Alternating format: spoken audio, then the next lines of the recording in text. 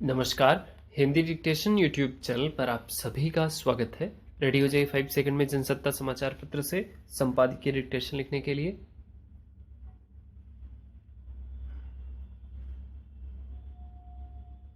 समूह 7 के शिखर सम्मेलन में एक बार फिर भारत ने रूस यूक्रेन युद्ध को समाप्त कर अमन का रास्ता अख्तियार करने पर जोर दिया।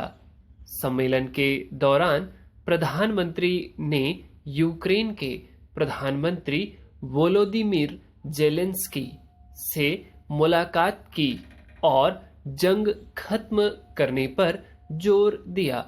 उन्होंने भरोसा दिलाया कि इसके लिए भारत पूरी तरह से कृत संकल्प है। युद्ध शुरू होने के बाद प्रधानमंत्री की जेलेंस्की से यह पहली आमने सामने की मुलाकात थी। इसके पहले वे दोनों इस संबंध में फोन पर कई बार बात कर चुके हैं। युद्ध शुरू होने के कुछ समय बाद ही रूसी राष्ट्रपति व्लादिमीर पुतिन से प्रधानमंत्री शंघाई में मिले थे।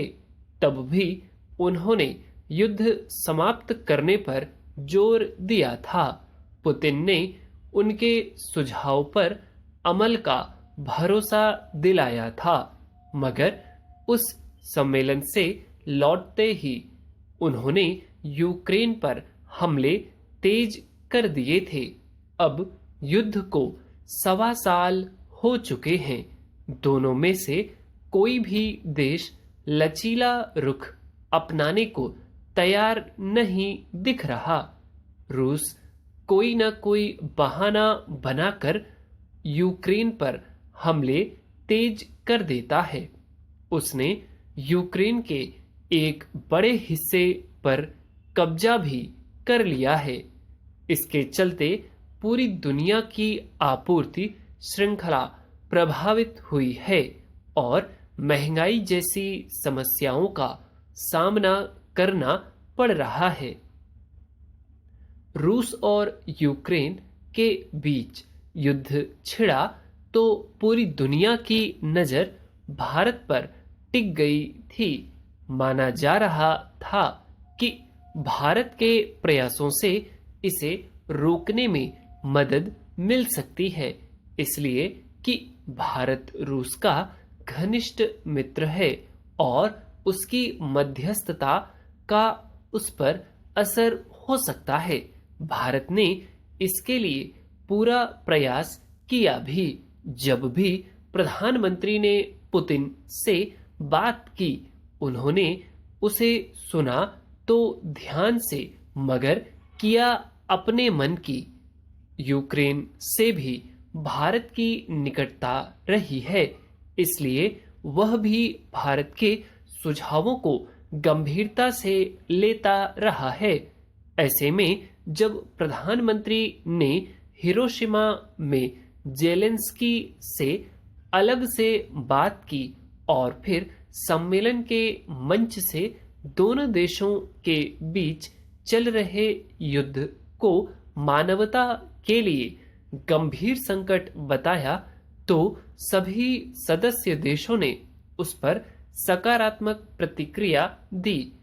पश्चिमी देशों ने पहले ही तय कर रखा था कि इस सम्मेलन में रूस पर और कड़े प्रतिबंध लगाए जाएंगे, मगर इसमें अब सबसे बड़ा दुश्मन चीन नजर आने लगा है। समूह 7 के देशों ने उसका नाम लिए बिना कड़ी निंदा की और कहा कि उसे रूस पर यह युद्ध रोकने के लिए दबाव बनाना चाहिए।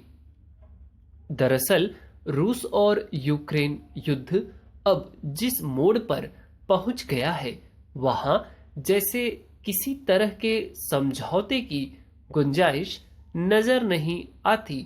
पश्चिमी देश खुलकर यूक्रेन के पक्ष में उतर आए हैं, तो चीन खुलकर रूस के साथ खड़ा है।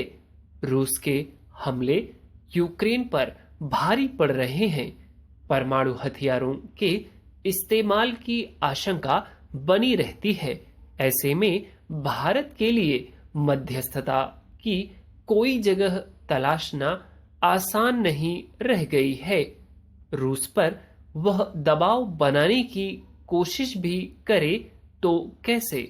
चीन एक बड़ा रोड़ा है। फिर रूस जिस तरह यूक्रेन के खिलाफ बेबुनियाद आरोप लगाकर उस पर हमले के बहाने तलाशता रहता है, और पुतिन का जिस तरह का मिजाज है, उसमें अब लगता नहीं कि भारत की मानवता की दुहाई उस पर कोई असर करेगी। मगर हकीकत यह है कि इस युद्ध ने मानवता के लिए बड़ा संकट पैदा कर दिया है। That's all. मैं उम्मीद करता हूँ डिक्टेशन आपने बहुत अच्छे से लिखा होगा।